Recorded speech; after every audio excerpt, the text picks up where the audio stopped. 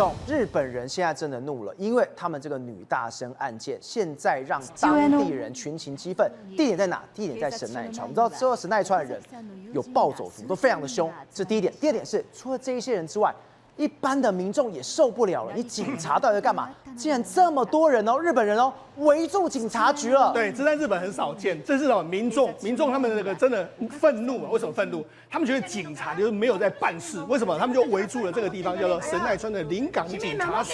他们不止围住他，冲进去了。他们还到这个地方，他们还在 X 上面来说大量的留言，很多网友就说：你们在干什么？你们在干什么？你们满口谎言，根本你们不是人，根本没有在保护市民，你们是垃圾。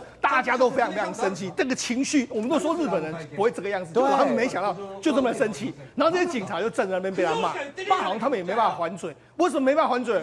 因为他们害死的一个女孩子。那这到底什么事件呢？因为神奈川有一个女大生叫做冈崎彩孝洋，这个6月到7月的时候。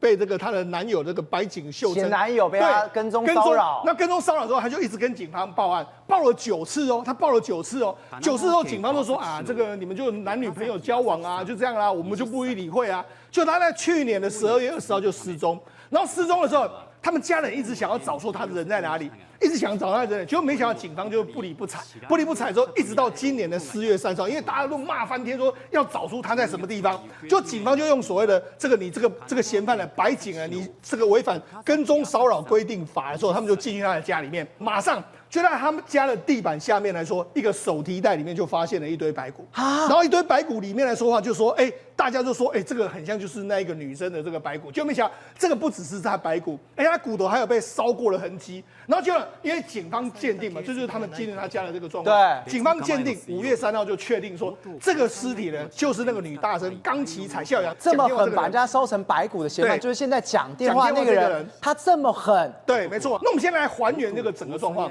所以是这个女生叫冈崎彩孝洋，然后这个嫌犯叫白井秀行，他们事实上在之前有交往，他们交往了之后，后来就因为分手嘛，因为这个男方可能有这个暴力倾向，他们就分手。那分手的时候，结果没想到，你看这个有拍到非常多次他出现的一个状况，就是现在你去回调的影像的话，就出现非常多次，可能在他家的附近来说的话，或者说冈崎彩孝洋自己拍咯，这冈崎彩孝洋还自己拍，你看自己拍说，我从家里面拍出去，这个男人就在那个地方啊，你不觉得？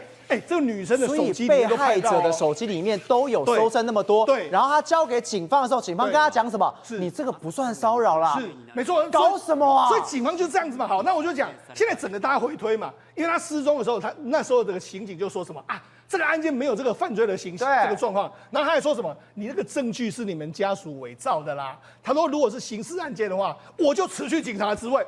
就现在，那个刑警，大家为什么要围进去？就是这样啊！你当初就说没有问题啊，那你现在这样是什么意思呢？就是现在那个警方就说，我已经涉嫌渎职，所以为什么民众会生气？好，那我觉得这个其实呢，为什么警方会？我们在给他讲警方报案的这个状况，当时他们不是已经失踪了吗？12月20号在家里面失踪，对不对？那家里面失踪的时候，他们警方当然就来啦，来了之后就发现什么？发现有个玻璃窗户门破掉，所以有人闯入了。对，没有？他们原本是说有人闯入，但是警方来就说，我们看了那么久，没有闯入的这个痕迹啊，所以呢，就是说，我们就提交所谓的这个人事的这个所谓失踪的报告，那也没有任何的证据，就警方来看呢，就说，没有闯入，然后也没有任何的这个证据，然后这个承办人员说，这个玻璃是这家人打碎的了，他们在编故事，这不是媒体应该处理的案件，就这样，承办员警居然这样说，他如果是刑事案件，我就辞职，好，所以然后他们来就说这个玻璃是你们打破了，好，那当然了。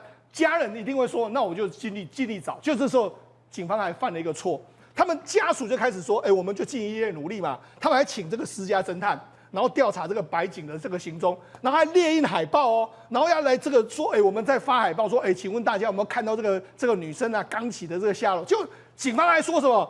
警方还说，你们干什么？不能发，你们干什么？这个人明明就是不是失踪人口啊，你们怎么可以这样子呢？就没想到警方还这样子。警方还说你不能够寻找，就一直到4月30号，终于你看，结果警方说什么啊？没有，我们也会问啊。他说从去年的12月22号到3月底，他们跟白井谈了7次。你跟白井谈，其实他怎么会认？怎么会认？当然不认嘛，不认一直到4月30号，他们才闯入家里面。闯入家里，问题是你闯入他们家里面的时候，你就发现已经完全都来不及，这个女生就已经死了嘛。所以你当初的这个毫无作为的一个方式嘛，好。那我们现在还原当初，你看这是他几乎过世的那一天，过世那一天早上的时候，你看这是他跟他家人的对话，他说什么？你看。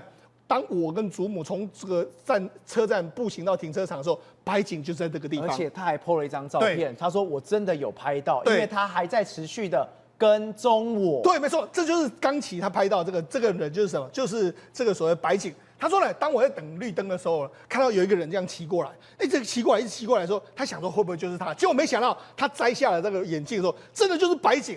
然后就指着他，然后白井就说那是白井，然后他就掉头跑掉。所以那一天早上的时候，他真的还有看到白井的这个状况。对，就他手机里面有非常多证据嘛，哈。所以现在为什么大家完全会爆炸？就是说这个明明就是你很早就可以逮捕到的人嘛，警方你很早就可以处理嘛，那怎么会搞成这个样子？好，那于是呢，这个算是一个新的案件。就是引爆所有神奈川民众的不满。为什么引爆所有神奈川的不满？因为我们知道说，事实上，在过去一段时间来说的话，日本人说什么？如果你愿意住在神奈川的话，就等于是愿意在没有警察的地方生存。神奈川县没有警察的概念。对，为什么？因为我们事实上我们看过很多日剧或日本漫画，都有所谓暴走族。那暴走族是哪里？神奈川最多。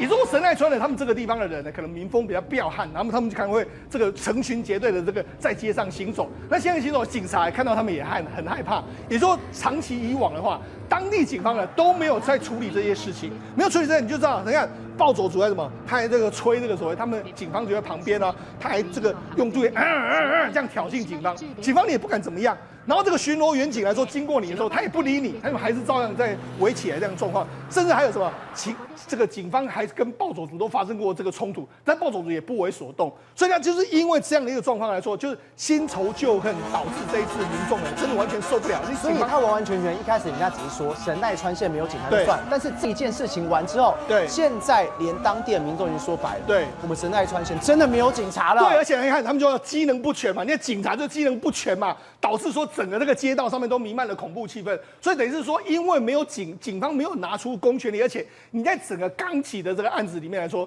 警方显然从头到尾没有掌握状况，慢半拍。然后原本可以防止的没有防止，然后真的这个犯人明明就那么明显就是他，你也没有去抓，一直到这个失踪的约莫是4个月你才去抓，所以等于为什么大家民众会不爽，就是因为你警方真的大家看起来是根本毫无用处的警方嘛。瑞德，今天日本的事件还不只有一件哦，我们之前就有看到一篇新闻，他说日本埼玉县八朝市今年1月发生了天坑事件，其中一辆卡车砰的一声，它坠落下去了，然后现在最离奇的是什么？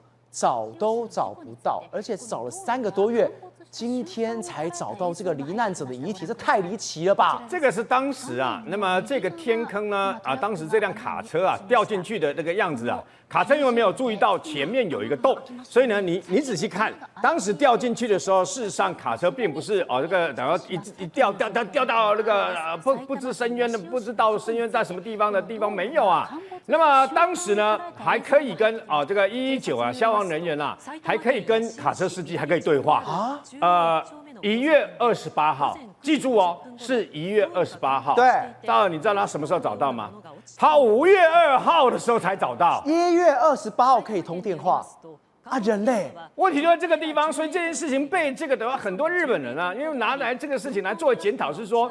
你们的搜救能耐，日本的搜救能量以前是很不得了的。我们是以前台湾的这些消防的救灾都是到日本去学来的嘛。照理来讲，你应该很快就可以搜救得到才对啊。怎么会1月28号卡车掉进去？这个洞呢？那么当时量大概宽10公尺啦，深10公尺。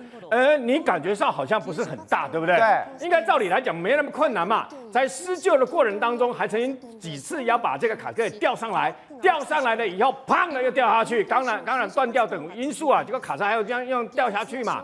所以后来，那么原本还可以对话的这个卡车司机啊，那么后来就失联了。就没有办法找到他了，然后紧接而来，下面就是污水啦，就是黑水啦、污水啦，这样全部都弄在一起啊，越来越严重。那因为有2个那么救难人员啊，他因为去救的时候呢，也发生了这个伤害呢，2个人受伤，所以后来呢，他们本来要用重机具在旁边，然后重机具在旁边要开挖，结果没想到。那么你都没有想到一个问题，就是这个天坑是怎么形成的？所以呢，重机具的那个重量太大了，就没想到的天坑就越来越大，噼里啪啦的就越来越大，最后大到整个又倒了。对，深超过15公尺以上，那么最后扩大到啊，大概深100多公尺啊。那他们就改用这个工法，因为如果你去直接在旁边挖的话呢，可能整个会垮掉，天坑会变得非常的大。所以后来他们就要撤退到旁边，用那个挖斜坡的方式，直接一直挖。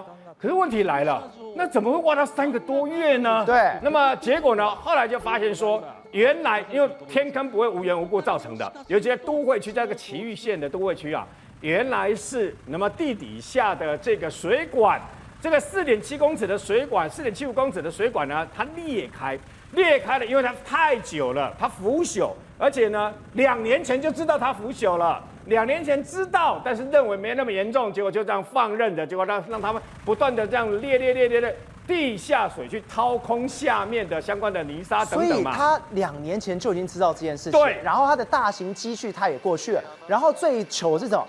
他的救援过程是完全直播，然后就一直倒，这个天坑越变越大，难怪日本人这么气。那在这个过程当中，因为呢，当时曾经一度希望附近120万的市民啊，还一度希望他们不要用水，不要用洗澡，不要干什么，因为这污水全部都过来嘛。对。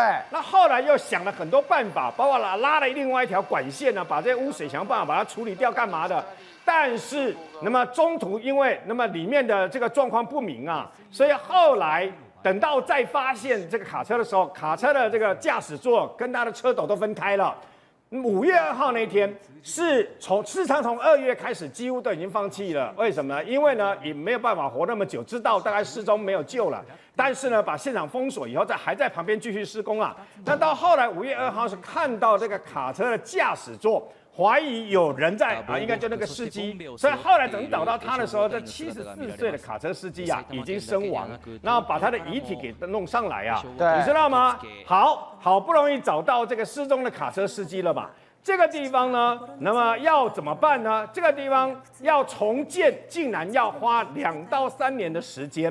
然后呢，如果要买那么这个新的下水道的这个管线呐，要完成正常的供水，竟然要5到7年呐！怎么可能啊？我跟你讲，正常供水5到7年。如果在台湾的话，我讲坦白，在台湾的话，政治人物啊，早就被政论节目骂得要死，对不对哦？怎么可能让你这样搞嘛？问题是可怕的是什么呢？因为日本现在埋在这个地底下超过50年的这个相关的管线非常的多啊，然后已经逾龄，大概都不能用的，大概里面有很多问题的呢，估计大概有超过7%以上。我的天哪！这个数字告诉你什么？它随时在漏水，了以后呢，这些水你就保证它不会像这个崎玉县的天坑一样，因为5年之内其实已经发生类似那么这个天坑12起的天坑事件，那以后这种天坑事件只会越来越多。为什么？因为你要把下面的管线全部都换掉，需要非常多天文数字的经费，然后紧接而来你还要封锁交通等等嘛，那怎么办呢？如果这样的话，像这次是一个卡车1辆车掉下去哦，以后可能在日本随时可能有更大的天坑突然间发生的话，掉下去的卡车会有多少辆，会有多少罹难者？宏观取材，厘清真相，犀利精准，深入剖析，时刻掌握关键新闻时事，不漏接。老时段，新气象，我是钟浩和，关键时刻2.0，全新出击。